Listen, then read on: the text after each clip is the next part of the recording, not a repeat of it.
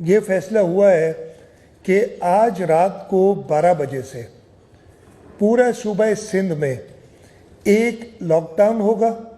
اس lock down کا مقصد یہ ہے کہ سارے دفاتر، ساری جو اجتماعات کی جگہیں، شاپنگ سینٹر، سکولز وغیرہ تو ہم پہلے ہی بند کر چکے ہیں، یہ سب بند ہوں گے۔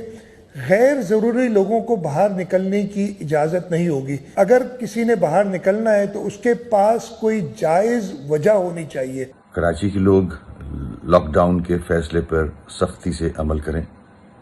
Karachi آئٹس please stay at home. Pakistan میں پہلی وفاقی حکومت، دوسری سندھ حکومت اور تیسری لوکل گورنمنٹ جس نے وفاقی اور صوبائی حکومتوں کو پانی پلا دیا اور ان کے احکامات کی کھل کر دھجیاں بکھیری۔ یہ کوئی غیر معمولی بات نہیں ہے، لیکن افسوس کی بات یہ ہے کہ سندھ حکومت نے اس پر تاحال ایکشن نہیں لیا۔ ہم آپ کو بتاتے ہیں، وزیر اعلیٰ سندھ اور میئر کراچی وسیم اختر کی بھی آپ باتیں سن چکے، لیکن افسوسناک بات یہ ہے کہ ان تمام باتوں کے بعد میئر کراچی وسیم اختر عباسی شہید اسپتال جاتے ہیں تو منہ پہ ماسک لگاتے ہیں۔ میٹروپولیٹن کمشنر نے اس کی پرواہ نہیں کی، یعنی حکومتی احکامات کو تسلیم نہیں کیا۔ لیکن جب ہم نے ان کو بیدار کیا تو انہوں نے باقاعدہ ماسک لگایا اور فوٹو سیشن ہوا۔ ماسک میں فوٹو سیشن صحیح نہیں ہوتا اور اسی لیے شاید ماسک نہیں پہنا، لیکن حکومت نے یہ ہدایتیں 22 مارچ کو دی تھیں۔ وزیر اعلیٰ نے واضح کر دیا تھا۔ 22 مارچ کے بعد بلدیہ عظمیٰ کراچی نے ان کے احکامات کی دھجیاں کچھ اس طرح اڑائیں کہ 25 مارچ کو ایک تصویر سوشل میڈیا پہ وائرل کی جاتی ہے۔ میٹروپولیٹن کمشنر کے پی آر او نے تصویر وائرل کی جس میں دیکھا جا سکتا ہے کہ میئر کراچی، میٹروپولیٹن کمشنر اور پی آر او کتنے مطمئن انداز میں کسی جگہ کھڑے ہیں جہاں لوگوں کی آمد و رفت بھی ہے۔ تصویر میں دیکھا جا سکتا ہے منہ پہ کسی قسم کا کوئی ماسک نہیں ہے، اور میئر کراچی کا بھاشن تو آپ سن چکے ہیں کہ حکومتی ہدایت پر عمل کیا جائے، لیکن وہ خود عمل نہیں کر رہے۔ میٹروپولیٹن کمشنر تو بالکل مستثنی دکھائی دیتے ہیں، کوئی بات نہیں، حالانکہ یہ سرکار کے اصل نمائندے ہیں، یہ بھی کوئی بات نہیں۔ میٹروپولیٹن کمشنر اور ڈی جی کے ڈی اے کے پی آر او نے ایک اور تصویر گزشتہ روز 27 مارچ میں جاری کی، جس میں دیکھا جا سکتا ہے کہ میئر کراچی اور میٹروپولیٹن کمشنر ایک پرانے برگد کے درخت کے نیچے کھڑے ہوئے ہیں، اور اگر آپ فیس بک پہ جائیں تو پی آر او نے خوبصورت تحریر بھی لکھی ہوئی ہے جس میں لکھا ہے،